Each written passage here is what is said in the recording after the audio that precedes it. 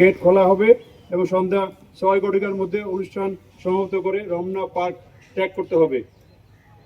বৈশাখী শোভাযাত্রা পয়লা বৈশাখ সকাল 9 ঘটিকায় শুরু হবে।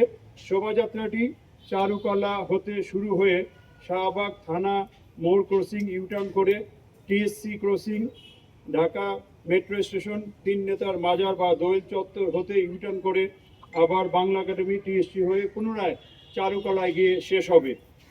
শোভাযাত্রার পুরা রুটটি নিরাপত্তা চাদরে ঢাকা থাকবে। শোভাযাত্রার পাশ হতে বিকল্প পথে শোভাযাত্রা সমবেত হওয়া যাবে না, তবে শোভাযাত্রার শেষ দিকে অংশগ্রহণের সুযোগ থাকতে পারে, সেটা আমরা সিদ্ধান্ত নিয়ে বা ঢাকা বিশ্ববিদ্যালয় কর্তৃপক্ষ সিদ্ধান্ত নেবেন।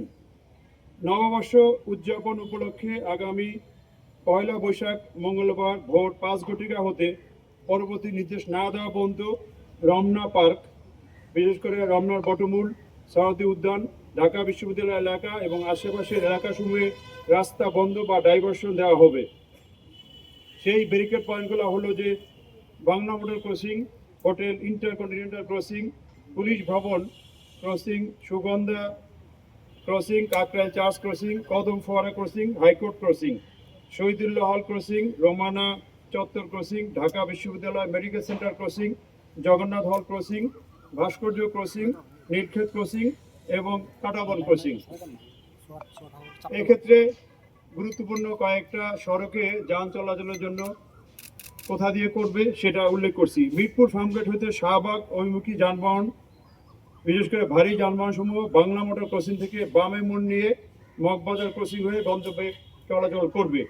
এখান থেকে হালকা যানবাহনগুলো হোটেল ইন্টারকন্টিনেন্টাল পর্যন্ত আসতে পারবে, সেখান থেকে বামে মোড় নিয়ে মিন্টু রোড হয়ে তার গন্তব্যে যেতে পারবে।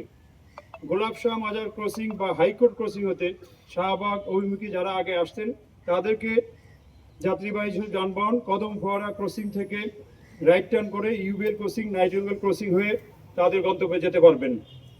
সায়েন্স ল্যাব ক্রসিং হতে শাহবাগ অভিমুখী যাত্রীবাহী যানবাহন মিরপুর রোড দিয়ে Azimpur crossing, Chankharpur crossing, Bakshibazar crossing হয়ে গন্তব্যে পৌঁছাবে। এখানে হালকা যানবাহন বিকল্প হিসাবে সায়েন্স ল্যাবরেটরি ক্রসিং থেকে বাটা সিগন্যাল ক্রসিং, কাটাবন ক্রসিং এসে ডানে বা বায়ে মোড় দিয়ে হাতিরপুল বা নীলক্ষেত পলাশী ক্রসিং দিয়ে চলাচল করতে পারবে।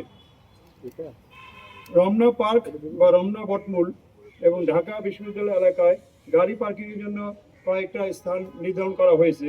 সেগুলো হলো নেভি গ্যাপ হইতে হলি ফ্যামিলি হাসপাতাল পর্যন্ত রাস্তার দুই পাশে এক লেন